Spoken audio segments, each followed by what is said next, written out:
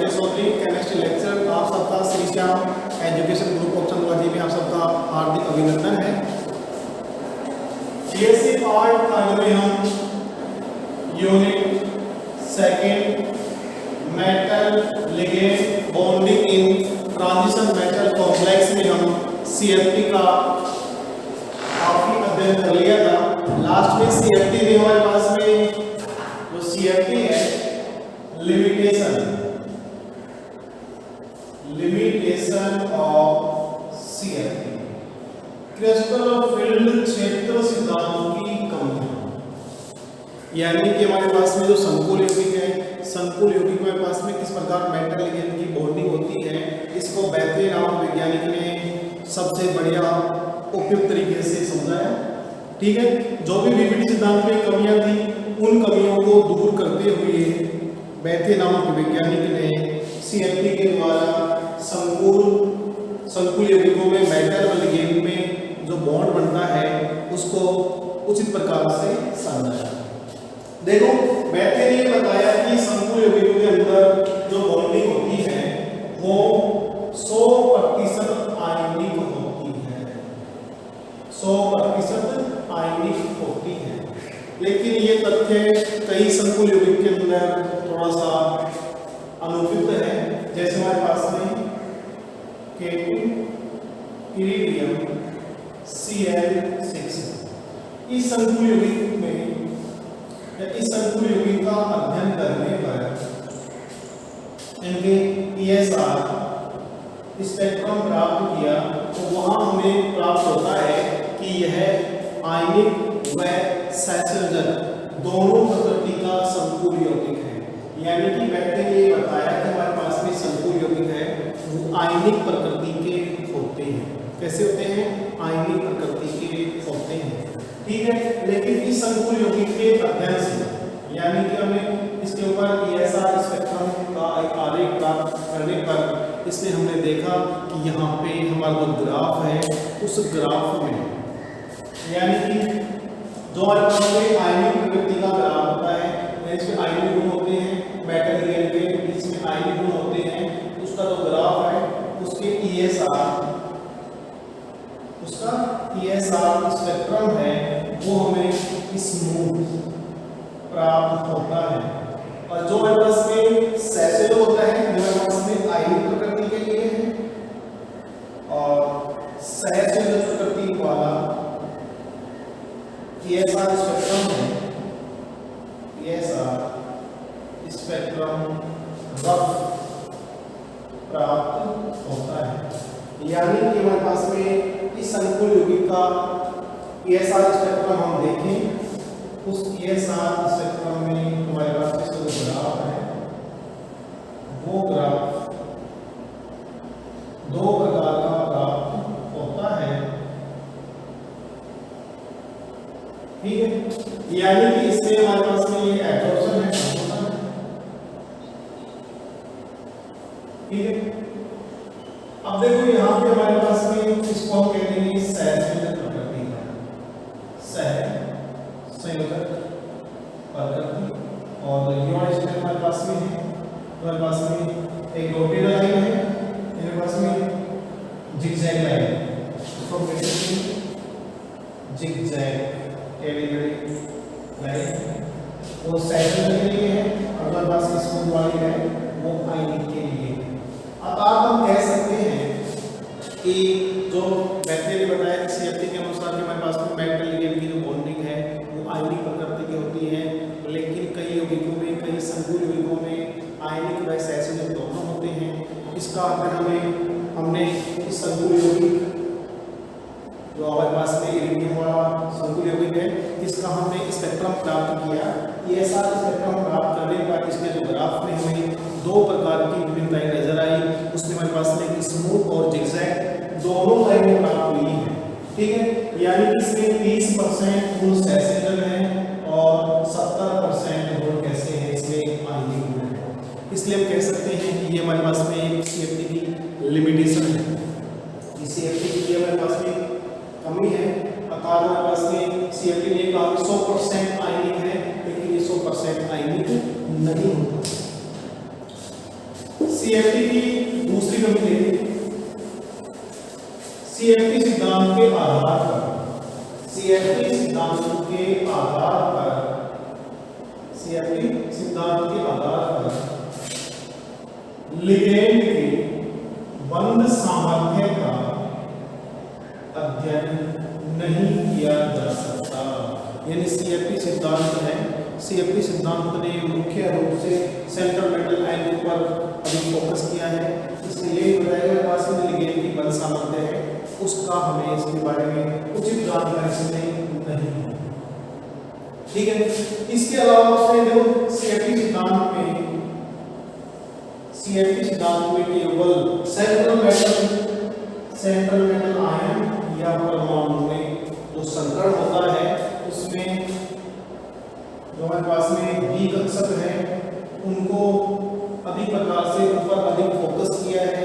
जब इस संकरण में एस व पी ये दोनों कक्षक भी भाग लेते हैं, यानी कि इसमें एस व पी कक्षकों की उपेक्षा की गई, केवल जो बी कक्षक है उनके ऊपर अधिक फोकस किया गया।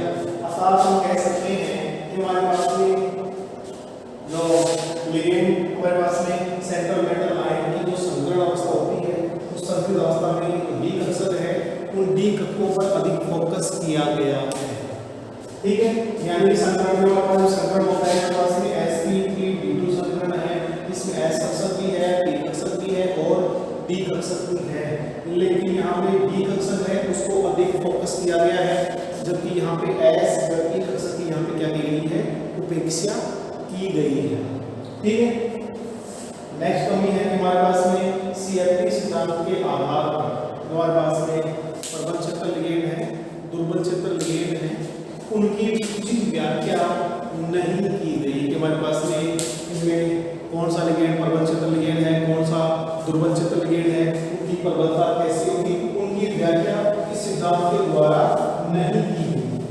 और हम आगे देखें, यह सिद्धांत स्पेक्ट्रो रसायन श्रेणी, स्पेक्ट्रो रसायन श्रेणी की उचित प्रकार से व्याख्या नहीं की गई। यानी कि हमने 4 कमियां बदली हैं। पहली कमी हमने 4 कमी बनी कि पहली कमी ये है कि हमारे पास में सीएफटी सिद्धांत ये कहता है कि मेटल लिगेंड में जो बॉन्डिंग है वो 100% आयनिक होती है, लेकिन हमने एक एग्जांपल लिया K2IR6 वाला, उसके अंदर आयनिक व सहसंयोजक दोनों गुण पाए जाते हैं। दूसरा ये है कि हमारे पास में सीएफटी के द्वारा हमारे पास में लिगेंड बंध सामर्थ्य है उसकी उचित व्याख्या नहीं की गई। तीसरा है हमारे पास में सीएफटी सिद्धांत के द्वारा जो हमारे पास में सेंट्रल मेटल आयन परमाणु के जो डी कक्षक हैं उनको ठीक प्रकार से फोकस किया है, तो उनके ऊपर फोकस का जो एस व पी कक्षक है उनकी उपेक्षा की गई है। अर्थात वहाँ पे संकरण के अंदर हमारे पास में एस व पी कक्षक दोनों भाग लेते हैं, लेकिन यहाँ पे जो मैं फोकस किसके ऊपर, सेंट्रल मेटल आयन के डी कक्षक के ऊपर। नेक्स्ट हमारे पास में है दूसरी स्पेक्ट्रो रसायन श्रेणी है, इसकी व्याख्या नहीं की गई। हमारे पास में जो केमिकल सीरीज है उसकी व्याख्या नहीं की गई। हमारे पास में कौन सा लिगेंड प्रबल होगा, कौन सा दुर्बल होगा, उसकी कुछ व्याख्या नहीं की गई। ये हमारे पास में इसकी कमियां हैं। नेक्स्ट टॉपिक है और इम्पोर्टेंट टॉपिक है जो परीक्षा में बहुत इम्पोर्टेंट है, डिफरेंस बिटवीन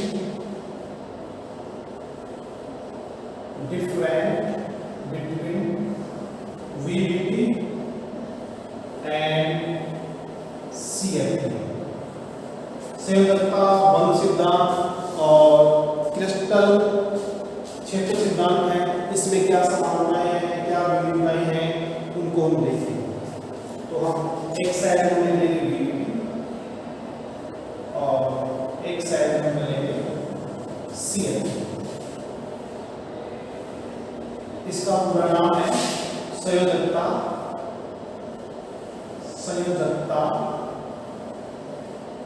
बंध सिद्धांत। संयोजकता बंध सिद्धांत है, इसका नाम है क्रिस्टल क्षेत्र सिद्धांत। ठीक है, फिर यहाँ पे जो सेवलता बल सिद्धांत है ये किसके द्वारा दिया गया, पॉलिन के द्वारा दिया गया है, और ये किसके द्वारा दिया गया है, बैटरी के द्वारा दिया गया है। अब देखो वीबीडी सिद्धांत में जो भी कमियां थी, वीबीडी सिद्धांत में जो भी कमियां थी उन कमियों को दूर करने के लिए बैटरी नामक वैज्ञानिक ने सीएमपी सिद्धांत दिया। सबसे पहले तो देखिए वीबीडी सिद्धांत के आधार पर, वीबीडी सिद्धांत के आधार पर संकुल यौगिकों के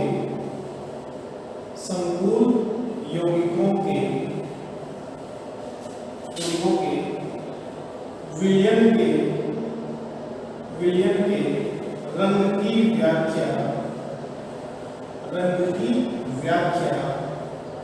नहीं की जा सकती।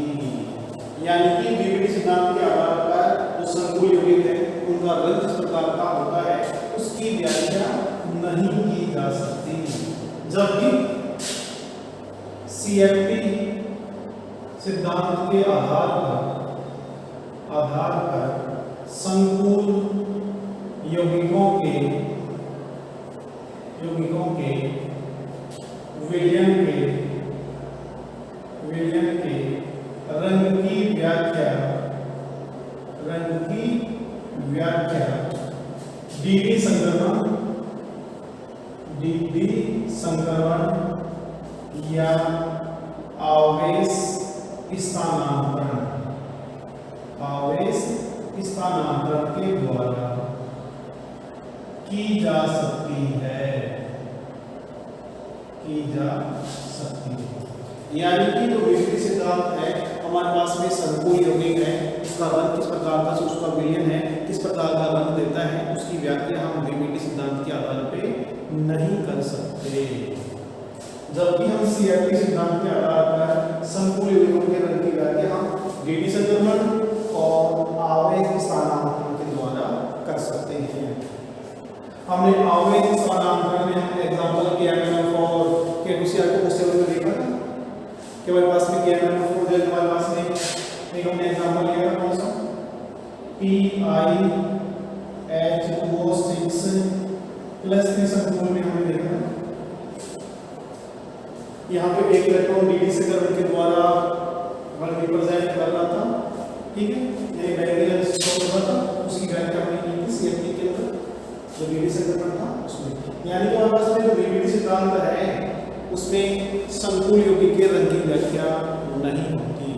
वो ये बताता है कि हमारे पास में सेंट्रल मेटल आयन के डिकल्सन के अंदर यदि आयनिक इलेक्ट्रॉन है तो वो अनुचुंबकीय होगा, रंगीन होगा, उसका कलर किस प्रकार आता है उसकी व्याख्या ये नहीं कर पाता, इसकी व्याख्या ये डीडी संक्रमण द्वारा कर लेता है।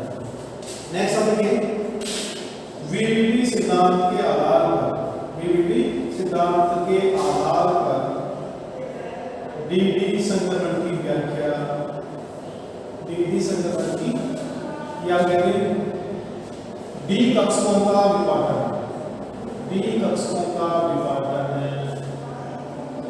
नहीं किया जा सकता।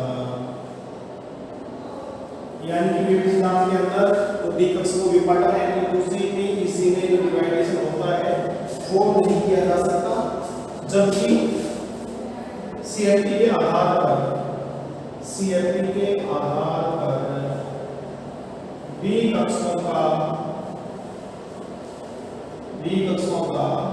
विभाजन किया जा सकता है।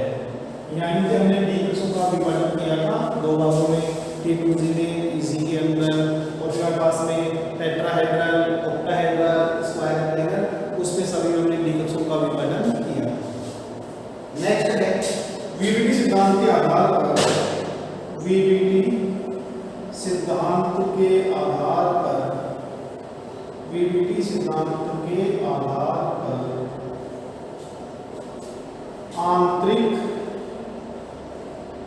आंतरिक कक्षक संकुल, जिनको हम इनर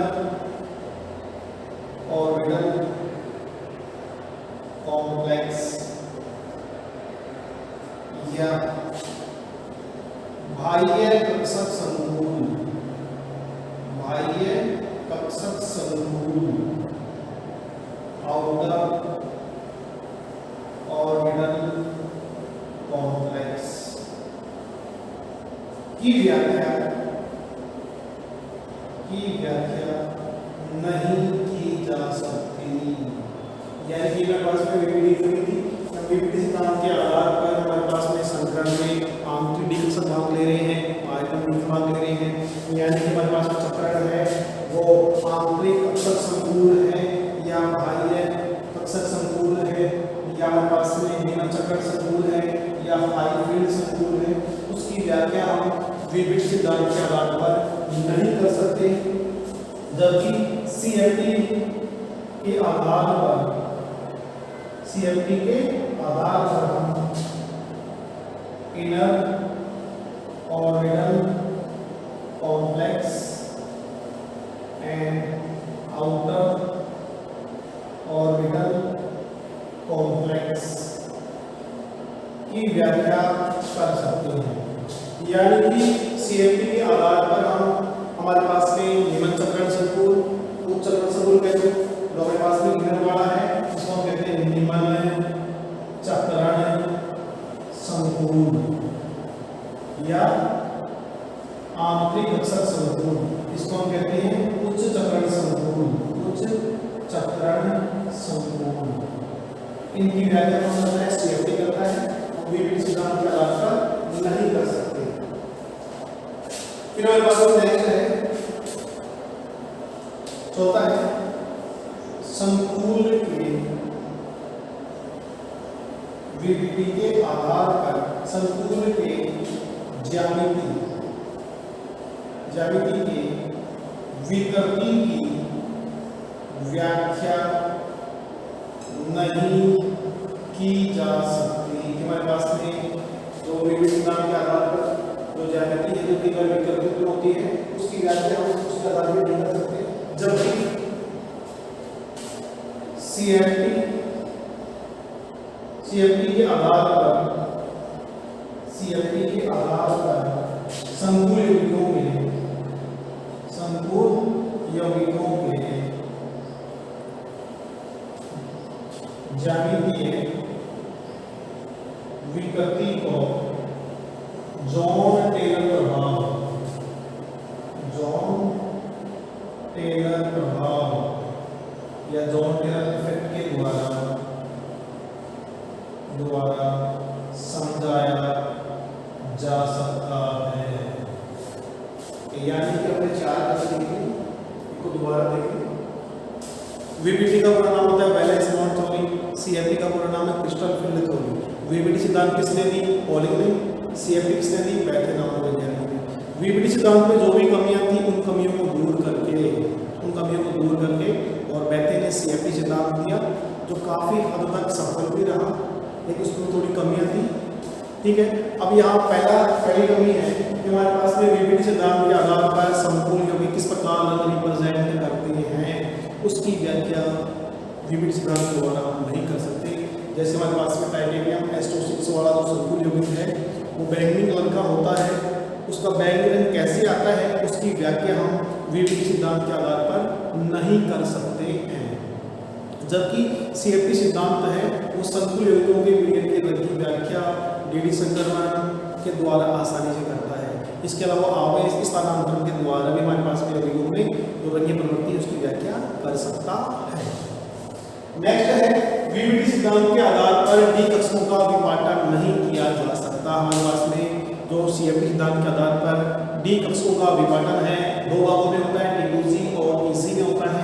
जो निम्न ऊर्जा के होते हैं उन्हें हम T2G कहते हैं, जो हमारे पास में हाई एनर्जी के हैं उन्हें हम उच्च ऊर्जा के हैं उन्हें कहते हैं EC।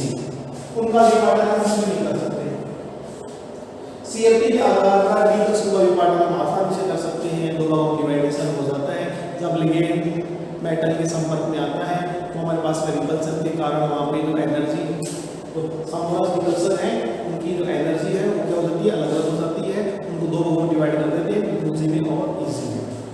नेक्स्ट है वीपीडी सिद्धांत के आधार पर देखो हमारे पास में संकरण में फॉर एग्जाम्पल देखें एक हमारे पास में sp3b2 है, एक b2sp3 है।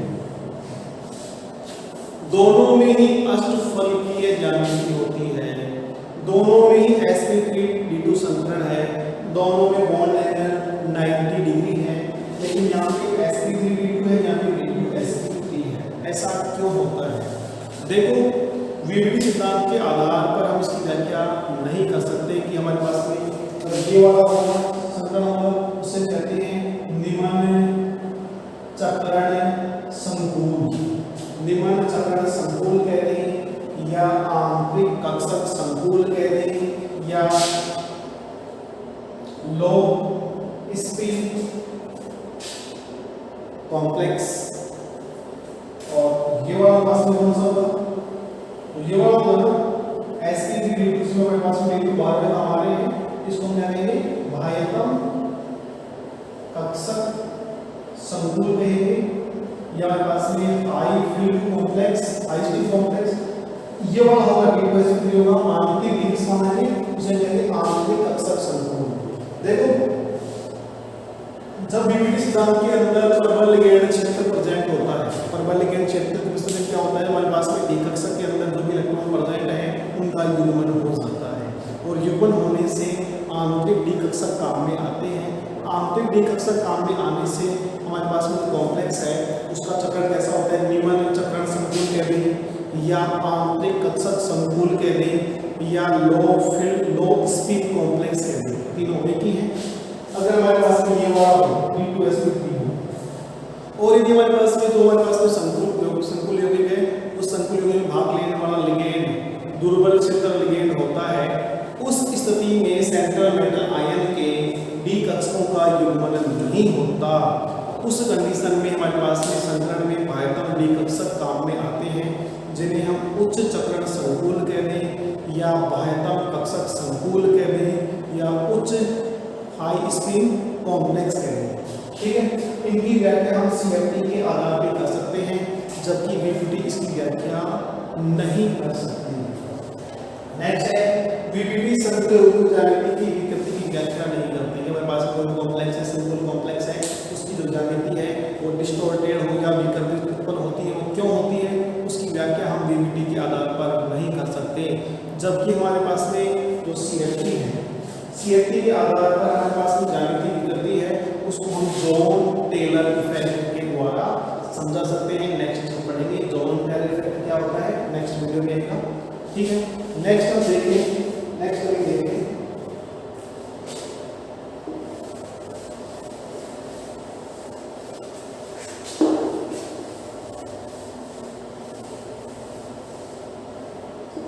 CFT सिद्धांत के आधार पर, वीवीडी सिद्धांत के आधार पर, वीवीडी सिद्धांत के आधार पर हमारे पास में कॉम्प्लेक्स में जो बैक बॉन्डिंग होती है, बैक बॉन्डिंग, जिसको हम पश्च बंधन कहते हैं, क्या कहते हैं? पश्च बंधन कहते हैं, उसकी व्याख्या नहीं कर सकता। वीवीडी सिद्धांत के आधार पर बैक बॉन्डिंग की व्याख्या नहीं की जा सकती, जबकि CFT सिद्धांत के द्वारा बैक बॉन्डिंग को समझाया जा सकता है। ठीक है, नेक्स्ट है वीवीडी सिद्धांत के आधार पर, वीवीडी सिद्धांत के आधार पर चुंबकीय गुणों का मात्रात्मक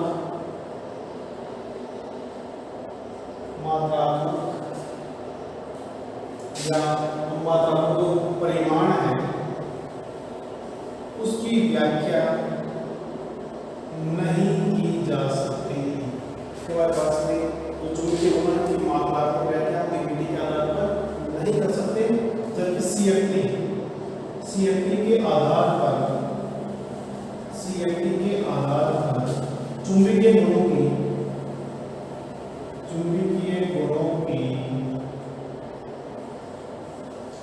मात्रात्मक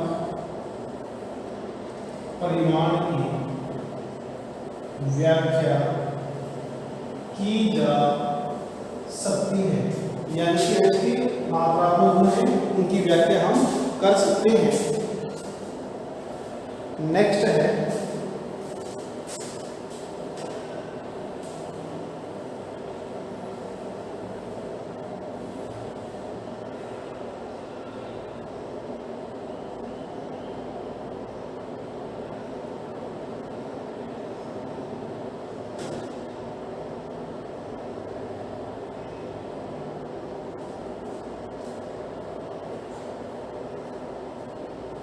अब देखो वीडीडी सिद्धांत के आधार पर, वीडीडी सिद्धांत के आधार पर हमारे पास में जो सेंट्रल मेटल आयन है, सेंट्रल मेटल आयन विभिन्न प्रकार के संकरण रिप्रेजेंट करता है, उसकी व्याख्या हम वीडीडी सिद्धांत के आधार पर नहीं कर सकते। यानी बात सेंट्रल मेटल आयन है, उसके साथ में भिन्न भिन्न लिगेंड प्रेजेंट होते हैं, तो भिन्न भिन्न संकरण रिप्रेजेंट करता है, भिन्न भिन्न हमारे पास में ज्योमेट्री प्रेजेंट करता है, उसकी व्याख्या हम वीडीडी सिद्धांत के आधार पर नहीं कर सकते, जबकि इसकी व्याख्या हम सीएफटी सिद्धांत के आधार पर कर सकते हैं।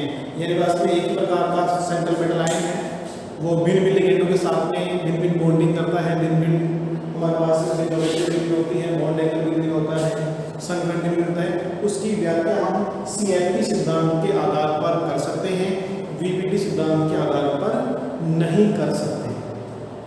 नेक्स्ट है वीपीटी सिद्धांत हमारे पास में rate of reaction, rate of reaction किसी अभिक्रिया की दर की व्याख्या वीपीटी सिद्धांत के आधार पर नहीं की जा सकती, और सीएफटी सिद्धांत के आधार पर रेट ऑफ रिएक्शन की व्याख्या की जा सकती है। यानी अभिक्रिया की दर है उसकी व्याख्या हम कर सकते हैं। वीपीटी सिद्धांत के आधार पर हम रिएक्शन मैकेनिज्म को नहीं समझा सकते। रिएक्शन मैकेनिज्म है किसी अभिक्रिया की, रिएक्शन मैकेनिज्म को हम वीपीटी सिद्धांत के आधार पर नहीं समझा सकते, जबकि सीएफटी सिद्धांत के आधार पर अभिक्रिया की जो रिएक्शन मैकेनिज्म है उसकी व्याख्या हम आसानी से कर सकते हैं। नेक्स्ट हम देखें कि हमारे पास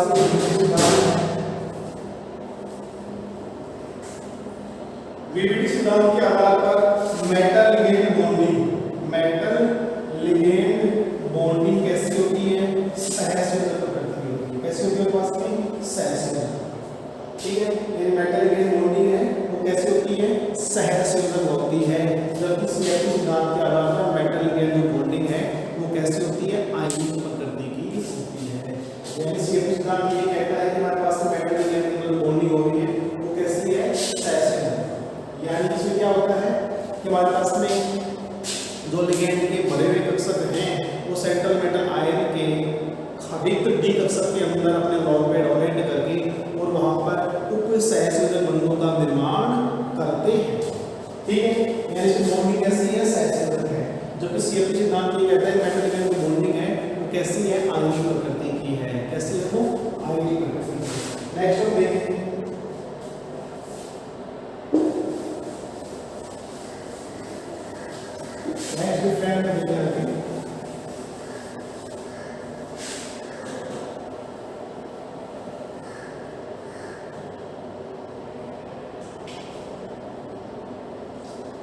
संकुल यौगिकों के वीपीटी सिद्धांत के आधार पर, वीपीटी सिद्धांत के आधार पर संकुल यौगिकों के, संकुल यौगिकों के ऊष्मा गतिकीय, ऊष्मा गतिकीय स्थायित्व की व्याख्या, स्थायित्व की व्याख्या नहीं की जा सकती।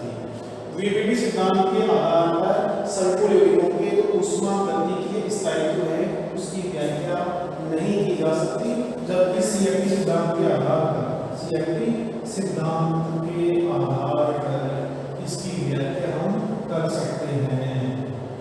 सीएफटी सिद्धांत है हमारे पास में क्या है, जो संकुल यौगिक है उनकी ऊष्मा गतिकीय स्थायित्व की व्याख्या ये नहीं करेगा और वो आसानी से कर सकता है। इसके अलावा हमारे पास में संकुल यौगिकों का जो स्थायित्व है, संकुल यौगिकों का स्थायित्व है वो हम संतुलित, यानी हमारे पास में परमाणु का संकरण कैसा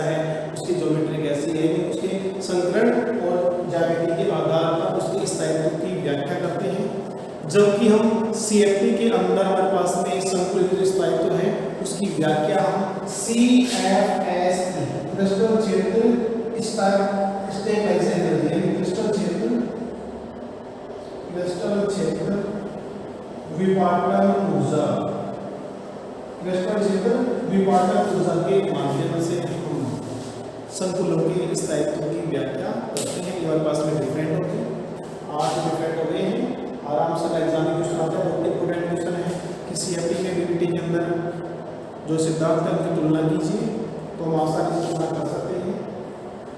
हमने शुरू में 4 पॉइंट से पढ़े थे। पहला हमारे पास में यह है कि बीबीटी सिद्धांत के आधार पर संकुल वेगों के विलयन की व्याख्या नहीं की जा सकती, सीएफटी उसको आसानी से कर सकता है। दूसरा हमारे पास में है कि जो बीबीटी सिद्धांत है वो डी कक्षकों के विपाटन को नहीं समझाता कि डी कक्षक है वो किस प्रकार विपाटन होते हैं, उसकी व्याख्या बीबीटी नहीं करता है, जबकि सीएफटी सिद्धांत है डी कक्षकों के विपाटन की व्याख्या आसानी से करता है। तीसरा है बीबीटी सिद्धांत के आधार पर हमारे पास में जो आंतरिक कक्षक संकुल है या बाह्य कक्षक संकुल है उसकी व्याख्या हम बीबीटी सिद्धांत के आधार पर नहीं कर सकते, जबकि सीएफटी सिद्धांत के आधार पर हम उनकी व्याख्या कर सकते हैं। ठीक है, नेक्स्ट हमारे पास में है कि जो बीबीटी सिद्धांत है, बीबीटी सिद्धांत के आधार पर हम यौगिकों के ऊष्मागत गति के स्थायित्व की व्याख्या नहीं कर सकते, जबकि जो सीएफटी सिद्धांत है उसके आधार पर कर सकते हैं। हमारे पास संकुल यौगिक का स्थायित्व कैसा होगा उसकी व्याख्या हम बीबीटी के अंदर उसका संकरण, संकृत अवस्था, उसकी ज्यामिति के आधार पर करते हैं, जबकि सीएफटी सिद्धांत में संकुल यौगिकों के स्थायित्व की व्याख्या हम CFSE के माध्यम से करते हैं। बीबीटी सिद्धांत के आधार पर हम अभिक्रिया के रेट ऑफ रिएक्शन को नहीं समझा सकते, सीएफटी सिद्धांत रेट ऑफ रिएक्शन को समझा सकता है। बीबीटी सिद्धांत रिएक्शन मैकेनिज्म की व्याख्या नहीं करता, जबकि सीएफटी सिद्धांत रिएक्शन मैकेनिज्म को आसानी से समझा सकता है। ठीक है, इसके अलावा हम देखें कि हमारे पास में संकुल यौगिक है। संकुल यौगिक हमारे पास में तो बीबीटी सिद्धांत में जो भी कमियां थी उन कमियों के अंदर जो कमियां थी उन कमियों को दूर करके कौन सा सिद्धांत दिया गया है, सीएफटी सिद्धांत दिया गया है। इसकी लिमिटेशन हो गई। नेक्स्ट टॉपिक हम देखें यहाँ इसके बाद में कि जो बीबीटी सिद्धांत है, बीबीटी सिद्धांत के अंदर मेटल लिगेंड जो बॉन्डिंग हो है उसके अंदर जो बॉन्ड है वो कैसा होता है, सहसंयोजक कह दो, ये हमारे पास में उप सहसंयोजक है, जबकि मेटल लिगेंड बॉन्डिंग हम जो सीएफटी सिद्धांत है उसके अंदर कैसा होता है, वो आयनिक प्रकृति का होता है। ठीक है, इसके अलावा हमारे पास में बीबीटी सिद्धांत है तो यानी 8 जो हमारे पास में समानता है या हमारे पास में डिफरेंट है उनको हम आसानी से लिख सकते हैं। नेक्स्ट टॉपिक है हमारे पास में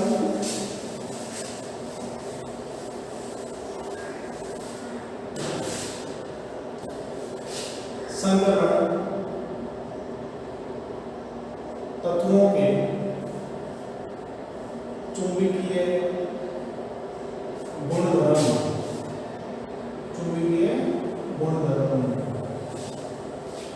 यानी कि सीएफटी के पास में जो ट्रांजिशन एलिमेंट्स हैं उनमें चुंबकीय गुणधर्म 4 प्रकार के होते हैं।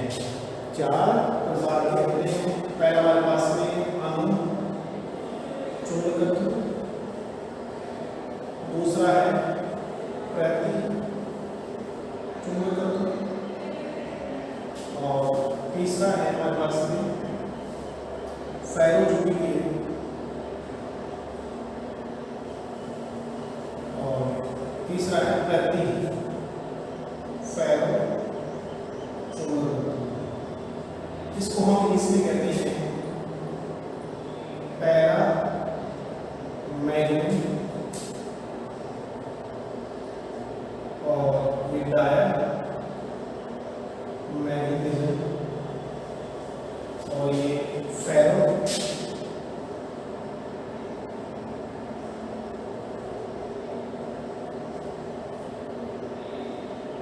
Magnetism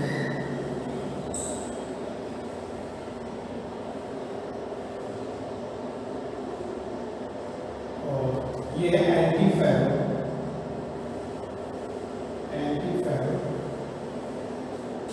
magnetism.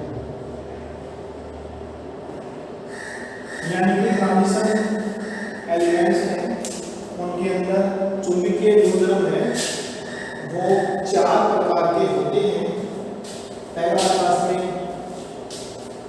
Paramagnetism, diamagnetism, ferromagnetism और एंटी फेरोमैग्नेटिज्म। इसकी हम डिटेल से व्याख्या करें, एक एक को हम समझें। देखो, सबसे पहले हम बात करें अनुचुंबकीय। अनुचुंबकीय पदार्थ क्या होते हैं या अनुचुंबकीय क्या होता है? अनुचुंबकीय, अनुचुंबकीय, अनुचुंबकीय मतलब यह है ऐसे पदार्थ जिनमें एक या एक से अधिक अयुग्मित इलेक्ट्रॉन पाया जाता है।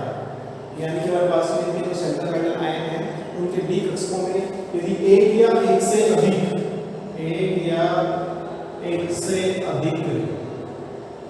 अयुग्मित इलेक्ट्रॉन पाया जाता है तो कैसा होता है? वो अनुचुंबकीय पदार्थ होता है। ठीक है, सातवें बात ये है अयुग्मित इलेक्ट्रॉनों की संख्या जितनी अधिक होगी उसमें अनुचुंबकीय गुण उतने ही क्या होंगे? अधिक होंगे। ठीक है, पहला हमारे पास में अनुचुंबकीय है जिसको हम इसमें कहते हैं पैरामैग्नेटिक। ठीक है, सबसे पहले पास में ऐसे पदार्थ जिनमें एक या एक से अधिक अयुग्मित इलेक्ट्रॉन पाए जाते हैं वो अनुचुंबकीय पदार्थ कहलाते हैं। ठीक है, और हमारे पास में अनुचुंबकीय पदार्थ बनते हैं उसका क्रिया क्या कहते हैं? अनुचुंबकत्व कहते हैं, यानी पैरामैग्नेटिज्म कहते हैं। ठीक है, अब आगे है अनुचुंबकीय पदार्थ। अनुचुंबकीय पदार्थ ताप के युक्त कर्मानुपाती होते हैं। हम ताप बढ़ाएंगे तो हमारे पास में इनके गुण क्या हो जाएंगे? कम हो जाएंगे। ठीक है, नेक्स्ट है अनुचुंबकीय पदार्थों को चुंबकीय क्षेत्र में रखने पर, चुंबकीय क्षेत्र में रखने पर हमारे पास में ये चुंबकीय क्षेत्र है N/S और ये हमारे पास में अनुचुंबकीय पदार्थ है। ठीक है, ये क्या करता है? चुंबकीय बल रेखाओं को अपनी ओर आकर्षित करता है। चुंबकीय बल रेखाओं को अपनी ओर आकर्षित करता है। अर्थात हम कहें कि हमारे पास में कोई अनुचुंबकीय पदार्थ है, उसको हम दो ध्रुव N व S के मध्य रखते हैं तो यह स्वयं को इन दोनों ध्रुवों के मध्य व्यवस्थित करता है। ठीक है, अर्थात अनुचुंबकीय पदार्थ होते हैं उनको चुंबकीय क्षेत्र में रखने पर वे चुंबकीय बल रेखाओं को अपनी ओर आकर्षित करते हैं। ठीक है, अपनी ओर आकर्षित करने से उनमें चुंबकीय गुण क्या होंगे? उत्पन्न होंगे। ठीक है, उनमें क्या होंगे? चुंबकीय गुण उत्पन्न होते हैं और जब इनमें हम चुंबकीय क्षेत्र में डालते हैं तो वह गुण वापस क्या जाता है? नष्ट होता है। यानी कि गुण कब तक रहेगा? जब तक ये चुंबकीय क्षेत्र में रखे रहेंगे। ठीक है, इसके एग्जांपल की बात करें हमारे पास में जितने भी हमारे पास में जिसमें अयुग्मित इलेक्ट्रॉन प्रेजेंट हो, जैसे हमारे पास में वैलेडियम +2, टाइटेनियम +2, Cu+1, Cu+2, जिसमें भी निकल के अंदर एक या एक से अधिक अयुग्मित इलेक्ट्रॉन प्रेजेंट होंगे वो कैसा होगा? पैरामैग्नेटिज्म। ठीक है, दोबारा सुने इसको कि ऐसे पदार्थ जिनमें एक या एक से अधिक अयुग्मित इलेक्ट्रॉन पाए जाते हैं वो अनुचुंबकीय पदार्थ कहलाते हैं। तथा पदार्थों के इस गुण को क्या कहते हैं? अनुचुंबकत्व या पैरामैग्नेटिज्म। ठीक है, जब इनको हम किसी चुंबकीय क्षेत्र में रखते हैं तो ये चुंबकीय बल रेखाओं को अपने में से गुजरने देते हैं या चुंबकीय बल रेखाओं को अपनी ओर क्या करते हैं? आकर्षित करते हैं। अर्थात हमारे पास में चुंबक का ध्रुव N व S के अंदर रखते हैं तो उसको क्या करते हैं? उसके अंदर यानी कि उसको वहां में व्यवस्थित करने का प्रयास करते हैं। इसके एग्जाम्पल में यदि हमारे पास में डी बॉक्स एलिमेंट्स की बात करें या हमारे पास कोई भी कॉम्प्लेक्स है, उस कॉम्प्लेक्स के डी कक्षक में यदि एक या एक से अधिक अयुग्मित इलेक्ट्रॉन प्रेजेंट होंगे तो वो कैसा होगा, अनुचुंबकीय होगा। अब जो भी अनुचुंबकीय होता है वो कैसा होता है, कलरफुल होता है। ठीक है, नेक्स्ट है हमारे पास में प्रतिचुंबकीय। प्रतिचुंबकीय या प्रतिचुंबकत्व या डायामैग्नेटिज्म। डायामैग्नेटिज्म यानी वे पदार्थ जिनमें B कक्षक में उपस्थित सभी इलेक्ट्रॉन युग्मित अवस्था में पाए जाते हैं, यानी कि एक भी इलेक्ट्रॉन अयुग्मित नहीं होता, उसे हम कहते हैं प्रतिचुंबकीय पदार्थ। और प्रतिचुंबकीय पदार्थों के ऊपर ताप का कोई प्रभाव नहीं होता, इनके ऊपर ताप का कोई प्रभाव नहीं होता। ताप बढ़ाओ या कम करो से कोई प्रभाव नहीं पड़ेगा, क्योंकि इनके जो बाह्यतम कोश है उस बाह्यतम कोश में उपस्थित D कक्षक के सभी इलेक्ट्रॉन कैसे होंगे, युग्मित अवस्था में होते हैं। नेक्स्ट है प्रतिचुंबकीय पदार्थों को चुंबकीय क्षेत्र में रखते हैं तो ये चुंबकीय बल रेखाओं को प्रतिकर्षित करते हैं। चुंबकीय बल रेखाओं से दूर हटने का प्रयास करते हैं या चुंबकीय बल रेखाओं को रखते हैं, प्रतिकर्षित करते हैं। जैसे हमारे पास में ध्रुव है, N और S ध्रुव है, ये हमारे पास में चुंबकीय पदार्थ है, तो चुंबकीय बल रेखाओं क्या करेंगे, दूर जाने का प्रयास करेंगे, यहाँ से प्रतिकर्षित करेंगे।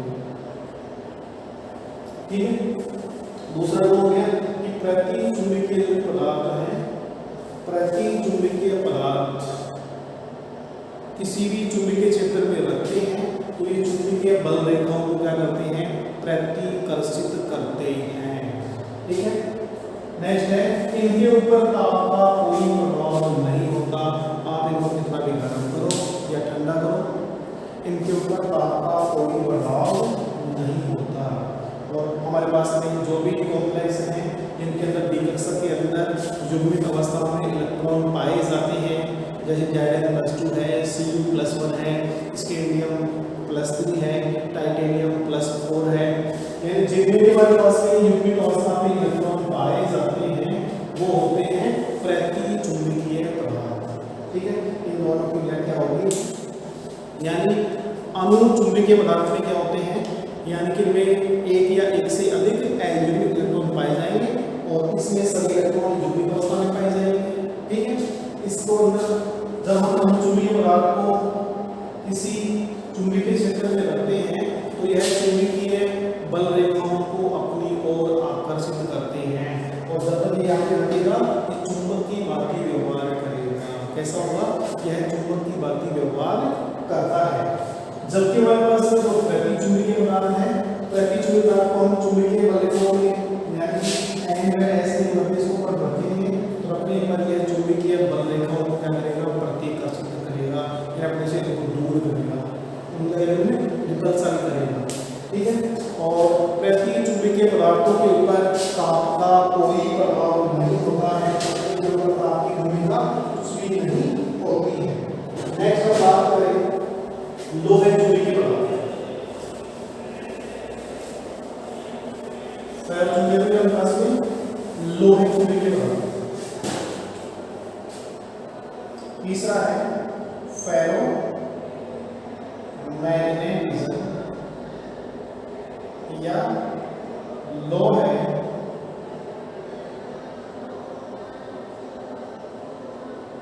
ये क्या होता है, वे पदार्थ जिनमें अनुचुंबकीय गुण प्रबलता से पाए जाते हैं। यानी कि वे पदार्थ जिनमें अनुचुंबकीय गुणधर्म प्रबलता से होते हैं वे लोहे चुंबकीय गुणधर्म रिप्रेजेंट करते हैं। ठीक है, यानी हम कहते हैं जिनमें अयुग्मित इलेक्ट्रॉनों की संख्या अधिकतम होती है या जिनमें अनुचुंबकीय गुणधर्म अधिक होते हैं वो कैसे होते हैं, लोहे चुंबकीय पदार्थ होते हैं।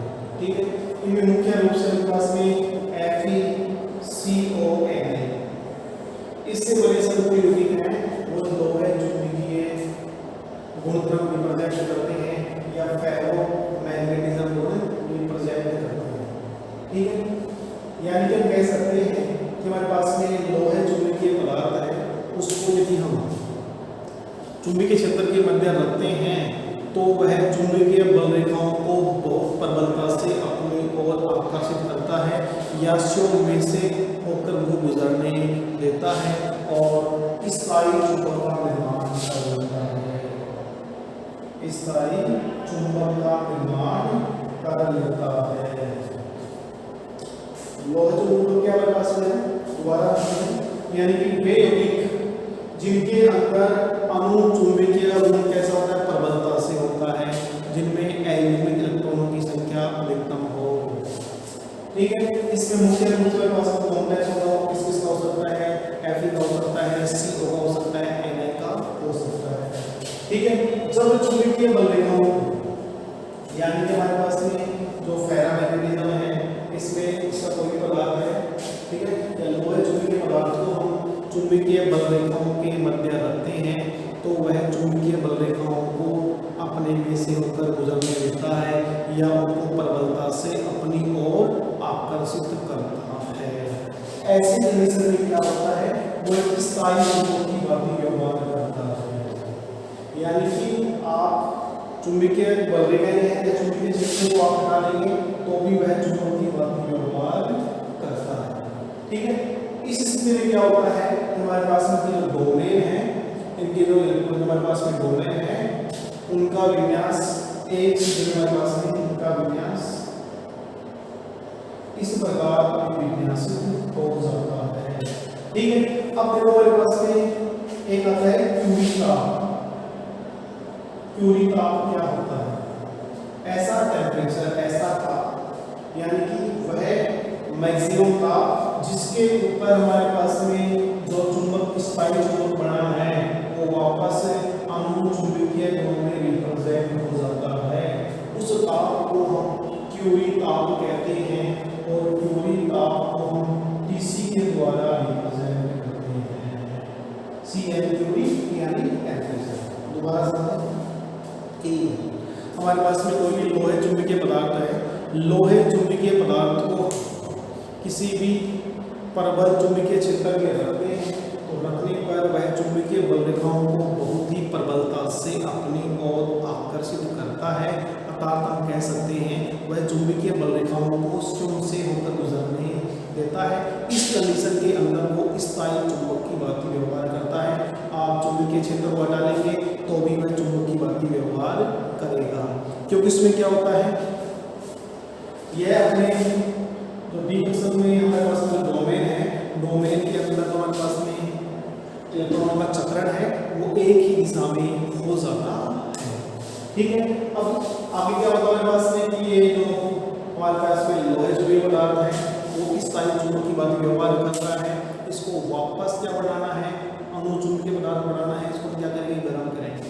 इसके ऊपर तापमान बढ़ा होता है, गर्म करेंगे तो गर्म करने पर वह टेम्परेचर जिसके ऊपर लोहे चुंबकीय पदार्थ अणु चुंबकीय पदार्थों में परिवर्तित होता है, उसे हम कहते हैं क्यूरी ताप।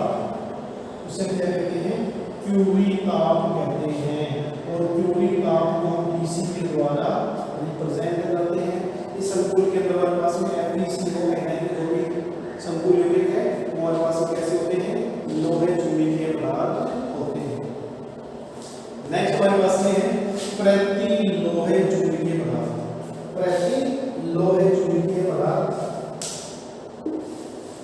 इसके हमारे पास में लोहे चुंबकीय पदार्थ है, इसको थोड़ा सा और देखें। लोहे चुंबकीय पदार्थ के अंदर अणु चुंबकीय गुण होते हैं, विस्तृत रूप से होते हैं, विस्तृत रूप से होते हैं। चौथा हमारे पास में है प्रति लोहे चुंबकीय पदार्थ। प्रति लोहे चुंबकीय पदार्थ, प्रति हमारे पास में आगे है यानी एंटी फेरो मैग्नेटिज्म। इसमें हमारे पास क्या होता है कि हमारे पास में कोई अणु चुंबकीय पदार्थ है, उस अणु चुंबकीय पदार्थ में उसके कोई हमारे पास में जो अणु चुंबकीय पदार्थ है उसको यानी इसके अंदर जो अणु चुंबकीय गुण है वो बहुत ही दुर्बलता से होते हैं। जब हम इसको किसी चुंबकीय क्षेत्र में रखते हैं या किसी चुंबकीय क्षेत्र में रखते हैं तो इसका जो डोमेन का विन्यास है वो एक दूसरे के विपरीत दिशा में अभिविन्यासित हो जाता है, और जिसके कारण ये प्रति लोहे चुंबकीय पदार्थ का गुण रिप्रेजेंट करते हैं। यानी कि जो डोमेन का विन्यास है, डोमेन के अंदर इलेक्ट्रॉन का विन्यास है, वो एक दूसरे के विपरीत दिशा में हो जाता है। ठीक है, तो हमारे पास में एग्जांपल है V2O5 NnO2 Fe2O3, बहुत से एग्जांपल हैं जो प्रति लोहे चुंबकीय पदार्थ का कार्य करते हैं। इसमें आते हैं हमारे पास में नील ताप।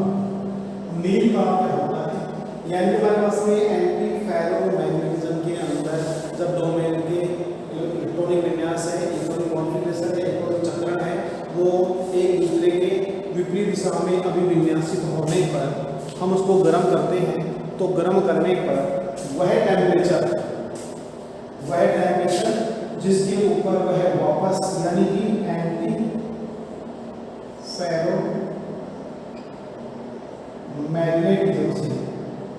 फेरो मैग्नेटिज्म से वापस पैरा मैग्नेटिज्म में परिवर्तित हो जाता है, तो उस ताप को हम नील ताप कहते हैं नील ताप। और नील ताप को हम Tn के द्वारा रिप्रेजेंट करते हैं। N यानी टेम्परेचर, यानी कि प्रति लोहे चुंबकीय पदार्थ। ठीक है, दोबारा देखें हमारे पास में इस संक्रमण तत्वों के जो चुंबकीय गुण हैं, संक्रमण धातुओं के संकुल यौगिक है, उन संकुल यौगिकों में जो चुंबकीय गुण है वो 4 प्रकार के होते हैं। अणुचुंबकीय, प्रतिचुंबकीय, लोहे चुंबकीय और एंटी फेरोमैग्नेटिज्म, या हमारे पास हम कह सकते हैं प्रति लोहे चुंबकीय।